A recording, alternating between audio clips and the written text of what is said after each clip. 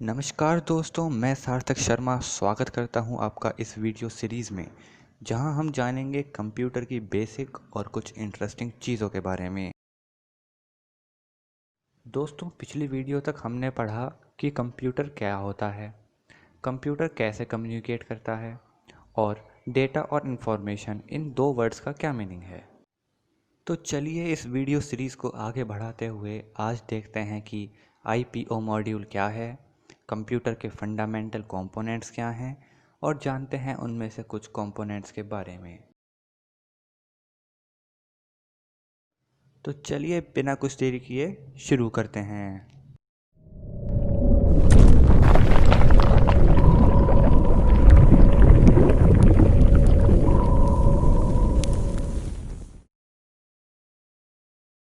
तो चलिए देखते हैं आईपीओ मॉड्यूल क्या है। दोस्तों, आईपीओ मॉड्यूल एक बहुत ही सिंपल सा मॉड्यूल है और आप इसको बहुत ही आसानी से सीख सकते हैं। यहाँ आईपीओ से मतलब है इनपुट, प्रोसेस और output. Every task we perform follows IPO, that is input process output cycle. The computer also follows this cycle, that is it needs certain input, carries out a process and produces the output. The simple example to understand this cycle is that we have to calculate the sum of two numbers. In this, we give the data as input. After entering the data, the computer processes this data and at last, after processing it, gives the output. Here, the data is numbers, the process is calculation, and the result is, that is output is sum of two numbers. दोस्तों, हम जो भी काम करते हैं वो हम IPO module को फॉलो करके ही करते हैं। अगर हम इस मॉड्यूल को फॉलो ना करें तो हमारा कोई काम ढंग से नहीं हो पाएगा। तो कंप्यूटर भी इसी मॉड्यूल को फॉलो करता है, यानी कि उसको कुछ इनपुट चाहिए होता है जिसे वो प्रोसेस कर सके और उसके बाद हमें एक आउटपुट दे सके। इसका एक सिंपल सा एग्जांपल यह है कि हमें दो नंबर्स का सम निकालना है। तो इसमें जो हम नंबर्स डालेंगे वो इनपुट की तरह काम करेगा। उसके बाद जो हमने इनपुट डाला है वो प्रोसेस होगा और लास्ट में हमें एक आउटपुट मिलेगा, यानी कि दो नंबर्स का सम। तो हमने जाना आईपीओ मॉड्यूल या साइकिल क्या होती है। अब हम देखते हैं कंप्यूटर के फंडामेंटल कंपोनेंट्स को, वो क्या हैं और कैसे काम करते हैं।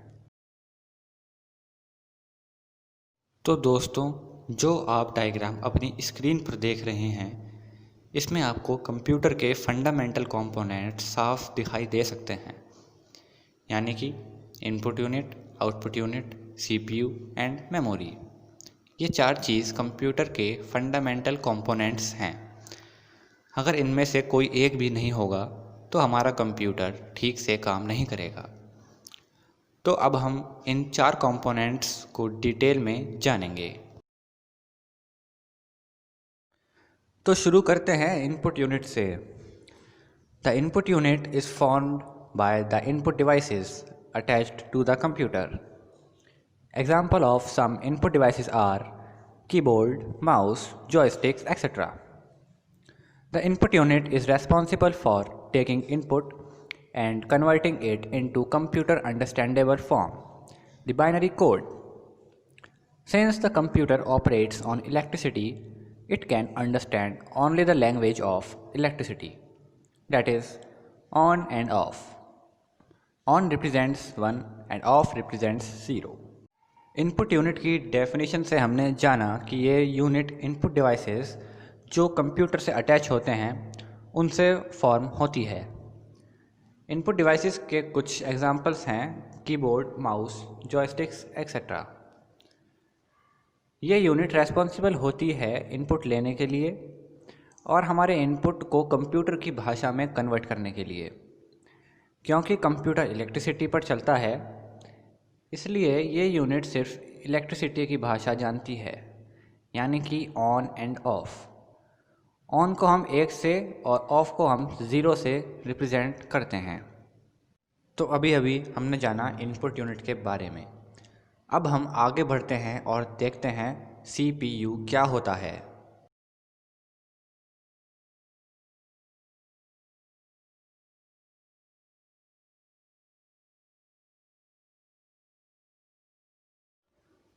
The CPU is the control center for a computer. It guides, directs, and governs its performance. It is the brain of the computer. The CPU has two components which are responsible for different functions. These two components are control unit (CU) and arithmetic logic unit (ALU).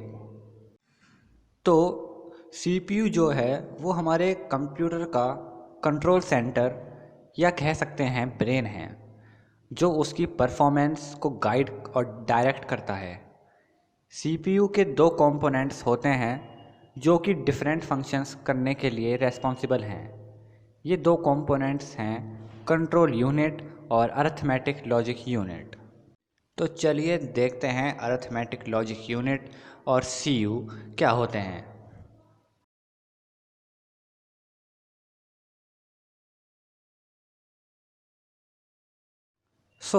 हम start करते हैं ALU से। ALU की full form है arithmetic logic unit. The ALU performs all the 4 arithmetical and some logical operations. When two numbers are added, then these numbers are sent from memory to ALU, where addition takes place and the result is put back in the memory. In the same way, other operations are performed by ALU. ALU की definition से हमने जाना कि ALU 4 arithmetical operations यानी कि plus, minus, multiply and divide और some logical operations जैसे कि greater than, less than equal to और बाकी के लॉजिकल ऑपरेशंस को परफॉर्म करता है। जब हम दो या उससे ज़्यादा नंबर्स को ऐड करते हैं तो वो नंबर्स मेमोरी में से ALU में जाते हैं जहाँ एडिशन परफॉर्म होता है। उसके बाद जो हमारा रिज़ल्ट है वो वापस मेमोरी में आता है। इसी तरह से लॉजिकल ऑपरेशंस परफॉर्म होते हैं। तो ये था ALU के बारे में। अब हम देखते हैं CU के बारे में। The full form of CU is control unit. The CU controls and guides the flow and manipulates of all data and information. The CU sends control signals until the required operations are done properly by ALU and memory. Another important function of the CU is the program execution. The CU even controls the flow of data from input devices to memory and from memory to output devices. तो जो CU है उसकी full form है control unit और ये control और guide करता है डेटा और इन्फॉर्मेशन के फ़्लो को। ये कंट्रोल सिग्नल्स भेजता रहता है जब तक ALU और मेमोरी ऑपरेशंस को ढंग से परफॉर्म ना करें। इसका एक इम्पॉर्टेंट फंक्शन है प्रोग्राम एग्जीक्यूशन कराना। CU डेटा के फ़्लो को इनपुट डिवाइसेस से मेमोरी में और मेमोरी से आउटपुट डिवाइसेस में भी कंट्रोल करता है। तो दोस्तों आपने ALU और CU की डेफिनेशन तो पढ़ ली। चलिए अब मैं आपको इनकी वर्किंग डायग्राम और फ्लो चार्ट से एक्सप्लेन करता हूँ।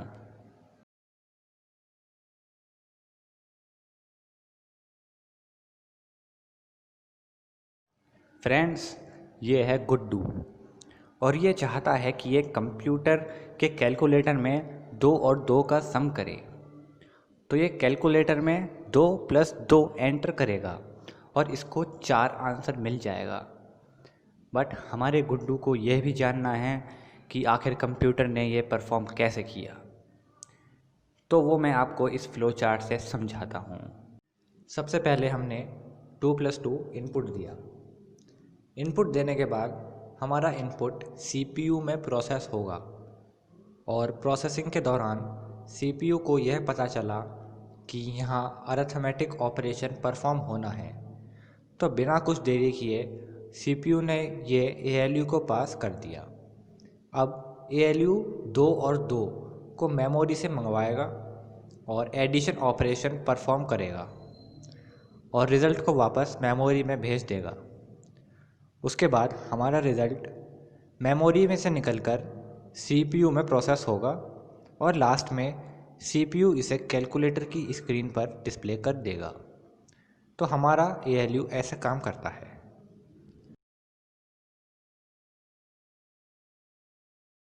तो चलिए देखते हैं गुड्डू भाई का कुछ और तो नहीं पूछना। गुड्डू भाई कह रहे हैं कि उन्हें ALU तो समझ में आ गया, पर CU का क्या? तो चलिए CU के बारे में भी जानते हैं। देखिए CU जो है उसमें रजिस्टर्स, फ्लैग्स, बस, क्लॉक्स जुड़े होते हैं और इनकी सहायता से CU कंप्यूटर को हैंडल कर पाता है।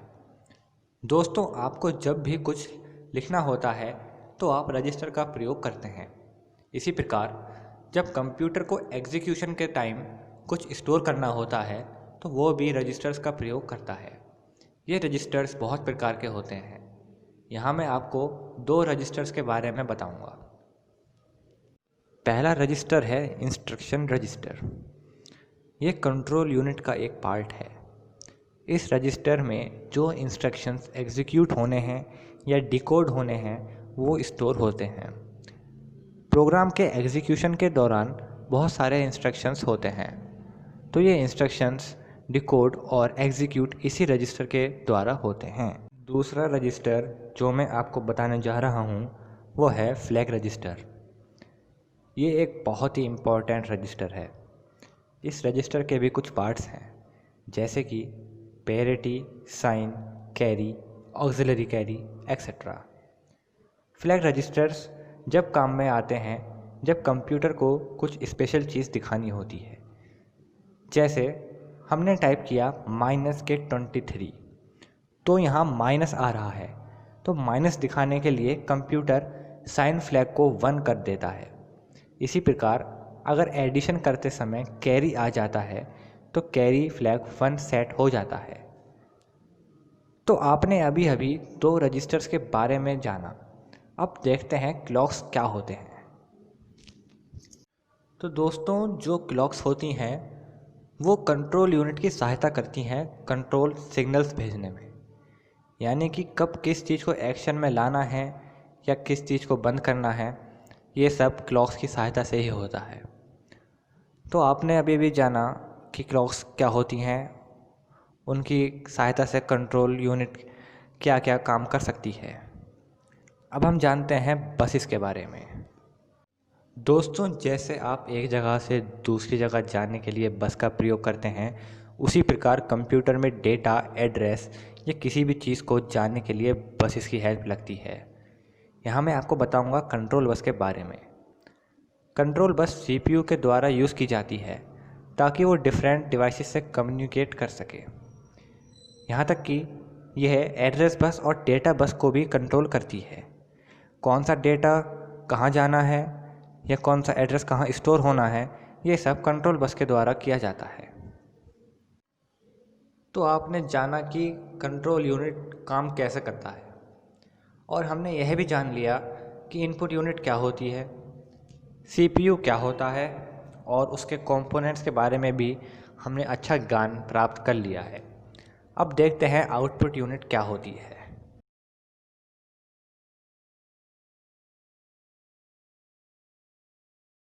The output unit is formed by the output devices attached to the computer. The output coming from the CPU is in the form of electronic binary signals which need conversion in some form, which can be easily performed by the output units. The most popular output devices are monitor, printer, speaker, etc. तो दोस्तों, जो output units हैं वो output devices की help से बनती हैं। जो आउटपुट CPU से बाइनरी सिग्नल्स की फॉर्म में आता है और उसे कन्वर्ज़न की ज़रूरत होती है ताकि वो हमें आसानी से समझ में आ जाए, तो यह काम आउटपुट यूनिट्स बड़ी आसानी से कर देती हैं। कुछ पॉपुलर आउटपुट डिवाइसेस हैं मॉनिटर, प्रिंटर, स्पीकर इत्यादि। अब मैं आपको एक एग्जांपल से आउटपुट यूनिट्स की वर्किंग समझाता हूँ। मान लीजिए हमें A डिस्प्ले करवाना है, तो सबसे पहले हम कीबोर्ड से A टाइप कराएंगे। जैसे ही हम A टाइप करेंगे तुरंत बाइनरी सिग्नल्स CPU के अंदर जाकर प्रोसेस होंगे। जब ये सिग्नल प्रोसेस हो जाते हैं उसके बाद CPU उन्हें आउटपुट यूनिट्स के रास्ते आउटपुट डिवाइसेस पर भेजता है। आउटपुट यूनिट्स इन सिग्नल्स को यूज़र की लैंग्वेज में कन्वर्ट कर देती हैं और हमें मॉनिटर पर जो भी हम टाइप किया है लिखा मिल जाता है। तो दोस्तों, इस वीडियो में इतना ही। आगे की वीडियो में हम डिस्कस करेंगे कंप्यूटर के एक और इम्पोर्टेंट कंपोनेंट मेमोरी के बारे में। तब तक के लिए जुड़े रहिए एक्सट्रीम लर्नर्स के साथ। और अगर वीडियो अच्छी लगी हो तो वीडियो को लाइक कीजिए और नीचे दिए गए लाल बटन को दबाइए और सब्सक्राइब करिए एक्सट्रीम लर्नर्स को, और बेल आइकन को दबाइए इस चैनल की सारी लेटेस्ट वीडियो तुरंत देखने के लिए।